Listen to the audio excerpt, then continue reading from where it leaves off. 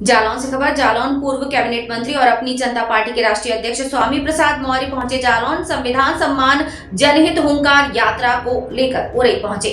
कार्यकर्ताओं ने किया जोरदार स्वागत। स्वामी प्रसाद के केंद्र और प्रदेश सरकार पर जमकर उन्होंने निशाना साधा है। हर मुद्दे पर फेल हुआ बीजेपी सरकार, अपराधों का गढ़ बना यूपी। स्वामी प्रसाद ने कही बात।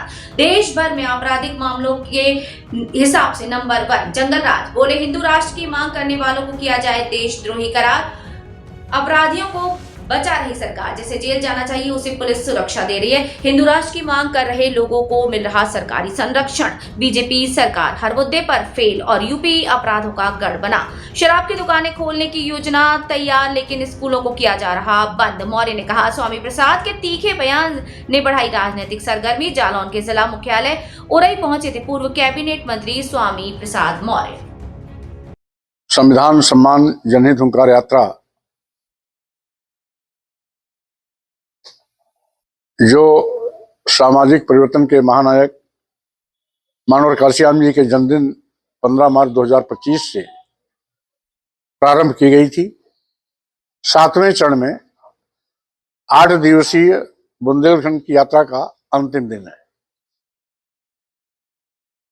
आज की जालौन की यात्रा पूरी होने पर उत्तर प्रदेश के अब तक 52 जिले हमारी इस यात्रा से आच्छादित हो चुके हैं। यात्रा का मकसद है, क्योंकि भाजपा की डबल इंजन सरकार सभी मुद्दों पर पूरी तरीके से फ्लॉप हुई। यूं कहिए कि भाजपा सरकार की गलत नीतियों के चलते देश का करोड़ों नौजवान बेरोजगार हो गया। जब से भाजपा सरकार आई है, देश के नौजवानों को सरकारी नौकरियां मिलना, और अभी अभी जिलाधिकारियों ने सभी एक सर्कुलर जारी किया। सभी शिक्षक प्राइमरी जूनियर हाई स्कूल के 1 महीने तक लगातार मतदाता सूची संशोधन में अपना योगदान देंगे। किसी की लापरवाही पाए जाने पर उसके खिलाफ अनुशासनात्मक कार्रवाई की जाएगी। सभी शिक्षक मतदाता सूची बनाएंगे तो स्कूल में बच्चों को पढ़ाएगा कौन, उनकी देखरेख कौन करेगा, आदि आदि। यानी योगी सरकार को हर 400-500 मीटर पर शराब की दुकान खोलने के लिए योजना भी है, फुर्सत भी है, लेकिन गांव देश पूरे उत्तर प्रदेश के उन सरकारी स्कूलों में जहां गांव के गरीब बच्चे पढ़ते हैं उनको बंद करने का ऐलान तो कर सकते हैं, लेकिन बेहतर बनाने के लिए, अच्छी व्यवस्था देने के लिए सरकार के पास कोई कार्य योजना नहीं है। यूपी के जालौन जिले के उरई कोतवाली क्षेत्र के हाईवे स्थित बड़ा गांव के पास शनिवार सुबह बड़ा हादसा हो गया। इस हादसे में सरस्वती विद्या मंदिर स्कूल के 5 बच्चे घायल हो गए, जिनमें एक बच्चे की हालत गंभीर बताई जा रही है। उसे जिला अस्पताल भर्ती कराया गया है। सिद्धार्थनगर से बड़ी खबर। समाजवादी पार्टी के जिलाध्यक्ष लालजी यादव ने SIR को लेकर प्रदर्शन पर लगाया आरोप। वहीं दूसरी तरफ समाजवादी पार्टी के जिलाध्यक्ष लालजी यादव के आरोपों के संबंध में जिलाधिकारी सिद्धार्थनगर का जवाब भी आया सामने। जी, हम लोगों ने सभी जनपद सिद्धार्थनगर में सभी पॉलिटिकल पार्टीज के साथ 2 बार मीटिंग भी कर लिया और तहसील लेवल पे भी संबंधित SDMs में मीटिंग भी किया है, और जो भी क्वेरीज आ रहे हैं हम उसका बहुत ट्रांसपेरेंसी से जवाब दे रहे हैं। और क्योंकि 2003 का और 2005 का डेटा मिलान करके एक मैपिंग करके हम लोग एक मैसिव एक्सरसाइज जिले पे हो रहा है। आपके माध्यम से भी हम लोग अनुरोध करेंगे कि सभी लोग, सभी सम्मानित मतदाताओं कि अपना जो डॉक्यूमेंट्स है रिलेवेंट है उसको जमा करें और जल्दी से फॉर्म हमारे तहसील या BLO को, संबंधित BLO को दे दें, तो हम उसको वोटर ID बनवाने में इसको हम लोग मदद करें। SIR के मामले में बड़ी लापरवाही हो रही है। 4 तारीख से आज 21 तारीख है। हमारे बांसी विधानसभा का जो पुराना खसरहा था, 67 से लेके 67 पोलिंग, कुछ डुमरियागंज विधानसभा में है, कुछ बांसी विधानसभा में, जिसकी 2003 की वोटर लिस्ट ना मिलने के कारण मतदाताओं में उहापोह है और प्रशासन के कान पर जू नहीं रेंग रहा।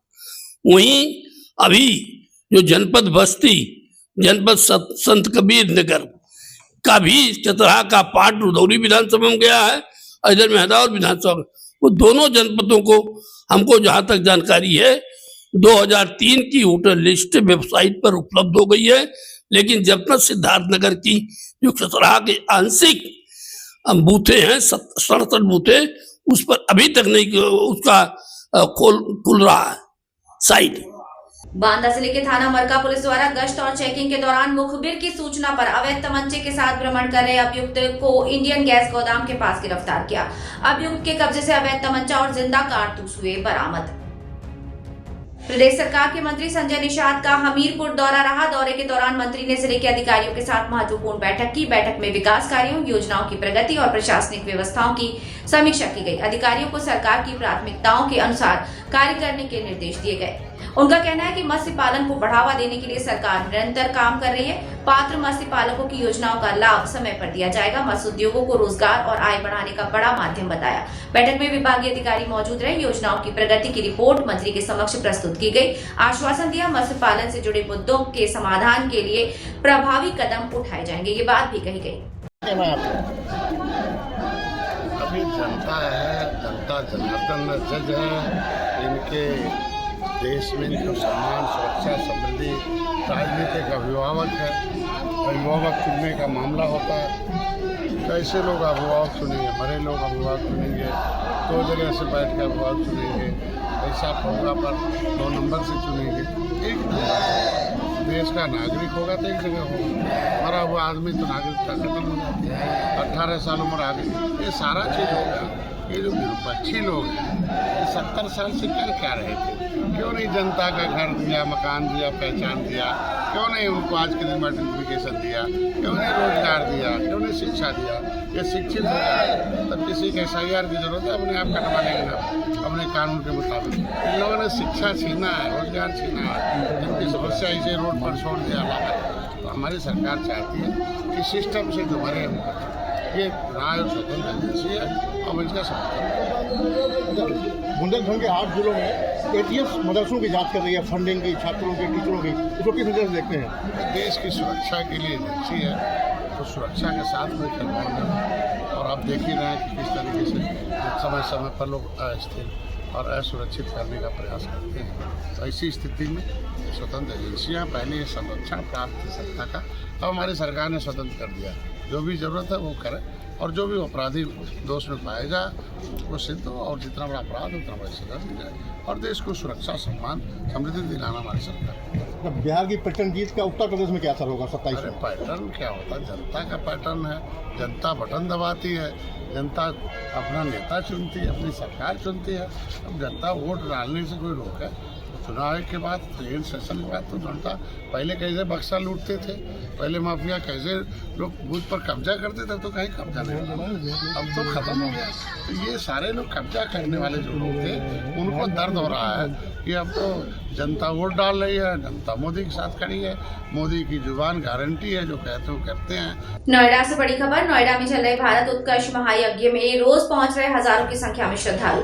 महायज्ञ में पहुंचे विदेशी श्रद्धालुओं ने भी दी लाखों की आहुति। महायज्ञ में अलग अलग महापुरुषों के नाम से बनाए गए द्वार, विधि विधान से हो रहा यज्ञ, देश के विकास और समृद्धि के लिए दी जा रही आहुति। भगवान राम की कथा को सुनने के लिए हरियाणा और अलग राज्यों से और विदेश से भी पहुंच रहे हैं श्रद्धालु। महायज्ञ में पहुंचे श्रद्धालु अलग अलग राज्यों की संस्कृति को देखकर ले रहे आनंद। महर्षि यूनिवर्सिटी के छात्र अलग अलग राज्यों के लिए दे रहे प्रस्तुति। सेक्टर 110 रामलीला मैदान में अगले 5 दिन तक चलेगा महायज्ञ।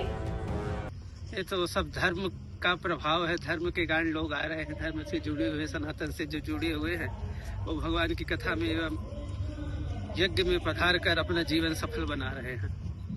क्या कुछ कहना चाहेंगे जो श्रद्धालु यहाँ पर पहुँच रहे हैं? 108 महाकुंड यहाँ पर बनाए गए हैं, आहुतियाँ दे रही है लोग, क्या कहेंगे? कितना भव्य विशाल ये राम कथा। बस सनातन से जुड़ने की जरूरत है और सनातन चिन्हों को धारण करने की जरूरत है।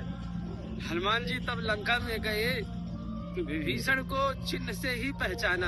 अगर उसमें राम नाम नहीं होता, अगर तुलसी का वृक्ष नहीं होता, अगर तिलक नहीं होता, धनुष बाण के चिन्ह नहीं होते, तो हनुमान जी कैसे पहचानते कि विभीषण का घर है, कि इधर कोई सज्जन बसता है। तो कहने का मतलब है इधर आकर लोग सनातन से जुड़े और सनातन चिन्हों को अपने अंग में, अपने शरीर में धारण कर। I'm so lucky to be here. I came from Australia and I'm on my way to the Brahmistan of India, and I was so fortunate to stop here and to enjoy the special program and the special bliss of the great yajna that was held here. So thank you from the bottom of my heart to all who organised this amazing experience. Acha, what would you like to say about Ramkatha event? What would I like to say about what? Ramkatha event? Anything you can else? Nothing else, thank you. Okay, thank you. Yeah.